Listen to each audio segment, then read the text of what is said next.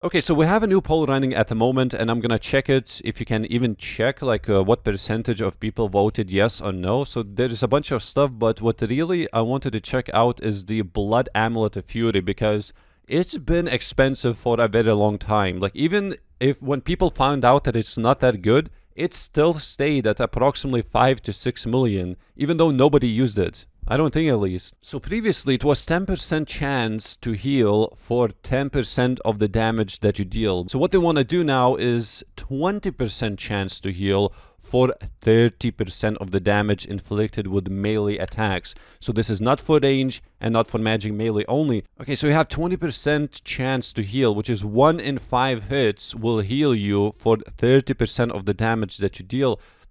This is insane, actually. This is almost like a little bit overpowered, I feel like. If you hit 50, what is it, like 17 heal? 1 in 5 hits? Now, of course, not all the time you're gonna hit 50s. But on some monsters, you can actually just shred through them. It feels like in 1 minute you could heal to full HP. And no problem, depends what you're killing. Maybe kind of like swap, you know? Don't always wear it.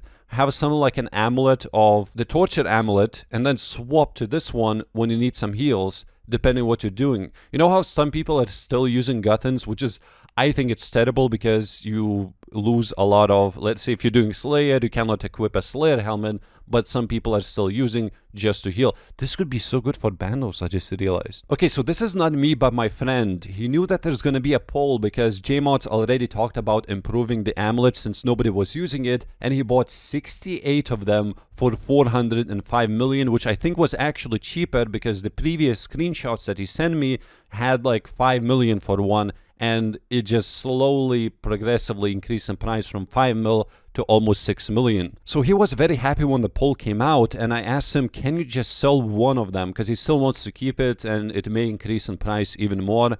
And he actually insta-sold it for 9.6 million. As you can see, his offer, he thought, oh, maybe it's going for 8.3 million. He puts for 8.3, and he actually sells for 9.6 as insta-sell after the poll came out. Now, it's been like 6 hours since the poll was released, so I'm gonna sell the Ancestral because apparently it was not good for raids, or there are better items that I can buy, so I'm gonna buy a Dragon Hunter lance, but now I have money to test it out myself. 9.6 million, actively traded price, OS Buddy says that. So let's try to put in 10 million for the Blood Shard, and it sold for exactly 10 million. The guy almost doubled his money. He spent like 370 million on all of those blood shards. Okay, it shows like 400 mil, so let's just say 400 million he spent maximum. He's gonna get back like 350 mil from this, just like that. But do you wait or do you sell now? Because who knows, maybe it's gonna start crashing. Okay, this one, look at this. Loot from 200 Firewatch Sentinels. This guy did not get anything. This is like a regular loot, and he killed 200 and he got 873k. So basically, if you do 100 kills an hour, it's approximately 400k GP an hour if you pick up everything. And if you combine it with the Blood Shard at the moment, which is an extra 750k, it's pretty decent. They're currently around 1.2, 1.3 mil GP an hour. So this is loot from 3 hours of Rune Dragon ult. I was checking like, oh, that's what a lot of people go to AFK, because the Dark Mare is extremely AFK and you never lose aggro and it's just not as dangerous. This is almost the same. If it goes up a little bit more in price, this could be, but you cannot as AFK because you actually have to pick up everything then. If you want that 1.3 mil GP an hour, you cannot just wait for the Blood Shard. Could be almost equal to Rune Dragon ults. Maybe this is going to be the new meta, like the Vampire Juvenate ults. Could be. Now, another thing that I wanted to talk about is the Discord services. It's been the hot topic on Reddit for the past couple days. It's basically where you can pay other people to do pretty much anything in RuneScape for you, and it's not against game rules. So let's say if you look at this picture, it says 50 corp kills spec for an Ironman, grats on your first sigil. So there was a service, actually there is a service where if you don't want to spec the corporate release yourself, you can ask someone else to do this, and you have to pay the guy. So I'm going to assume he actually did not log into the Ironman account and got 50 corp kills. He just spec'd them. So completed for an Ironman customer a total of 46 quests. Somebody asked, hey, can you complete me 46 quests? I'm going to assume it's for like Battle's Gloves or something. Completed these mini quests, Bear Your Soul, a complete Architectural Alliance. How much did this cost? I wonder. Like this is a lot of stuff. Like you got from 55 to 86 fishing, and a lot of people are outrageous about this because it is not against the game rules. People are actually doing this. You know, like on RuneScape 3, they have microtransactions, and everyone just like trashes RuneScape 3 of how you can just buy experience. Well, in here you can just, it's literally the same. You can even buy quests. You can buy items. You can ask for 5,000 shaman kills. Maybe you're gonna get a dragon warhammer. But it's, where do you draw the line on this? Now I agree that this is terrible.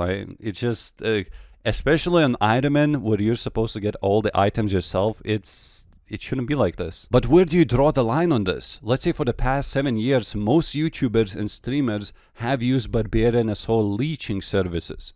It's literally the same, but nobody really complained. Maybe a couple people, but most people didn't mind that. You literally stay in Barbarian Assault for like 3.5 hours, a little bit more if you want more items, because they just offer anything. So I went for all roles 5, and nobody really complained about this, because, you know, we've been doing this for like 7 years for free, most YouTubers, but you can also pay like 200 million to get all of your roles to level 5. It's going to take like 3.5 hours. That's also boosting. Is it done? Oh yeah. Okay, cool. I have the torso now. Thank you very much. Here's the payment. Most people pay. Most YouTubers don't because it's like free advertisement. Like somebody said, they can understand why some people are doing this. Because let's say pretty much nobody likes to kill shamans. That shaman grind is not cool for Dragon Warhammer. However, they would enjoy the content after the Dragon Warhammer, because you could do raids, you can kill a lot of bosses way easier. It just doesn't feel, I'd rather not have one. Just skip the activity, you know? If you don't want to kill Abyssal Sire, let's say, like I don't, what I did is I just didn't go there. Before, now it's starting to do a little bit of raids, but before that, oh, you need a T-bow on your Ironman. I just didn't do those activities. Yeah, it's bad not having a T-bow, but I just didn't do it. You can literally just skip it. You don't need to have that Elysian Spirit Shield. You can skip that. You don't need that Arcane. There are very similar shields that you can get. Sure, it's pretty good, but you don't need it. But Jagex really needs to just tell people what is against game rules and what is not, because currently account sharing is against game rules. And I just recently saw this tweet. It says May 1st, 2020, so it's very recent. So you cannot say, oh, it's they made it lenient, because they did. They said it's all on your risk, but you can share accounts. But in the game rules, it says that you cannot share the accounts. So which one is it? And then you see, oh, it's okay, but then you see this tweet from May, again it says account sharing, it's against RuneScape rules. But it's not. Look at all the YouTubers, all the PK YouTubers especially, they just borrow accounts all the time. No one cares about that. So which one is it?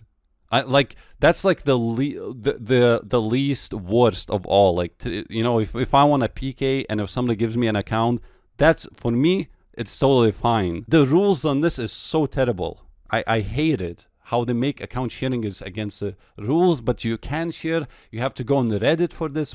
Why cannot it just be on the website? Everything, plain and white. What you can do and what you cannot do. Also, very soon there's going to be a statement on account services and game rules. This was posted 8 hours ago, so it's very recent. It didn't say much in this one, is that they are aware of the whole situation, what is happening. So, like, I know a lot of you want to a sweeping clarity, like this is against the game rules, and if you do this, then the punishment is going to be this. You know, maybe a couple days ban, maybe permanent ban. But the honest answer is that this is exactly what we're trying to realign on. The end result should be more clarity, not just on this, but enforcement of other game rules too. And that's what I would love to see. I swear, like sometimes me myself, I don't know what is that against game rules. Where do I have to dig to find Mod Ash tweets 2 years ago that was posted? Wait, is that outdated now 2 years ago? Wait, is it? Gotta search for something that a couple months ago that happened. You know, it's just crazy. Not everybody's using social media, basically. and they should change it. Anyway, that's all for this video. Thank you very much. And yes, goodbye. Bye. Wait, they actually have bank organization services. They will organize your bank. For a main, it's 15 million. For an Ironman, is 20 million. And also, there is fastest to max K package. It costs 12 billion. You give us an account from Tutorial Island, and we will max it faster than has ever been done in old school history. What? Why?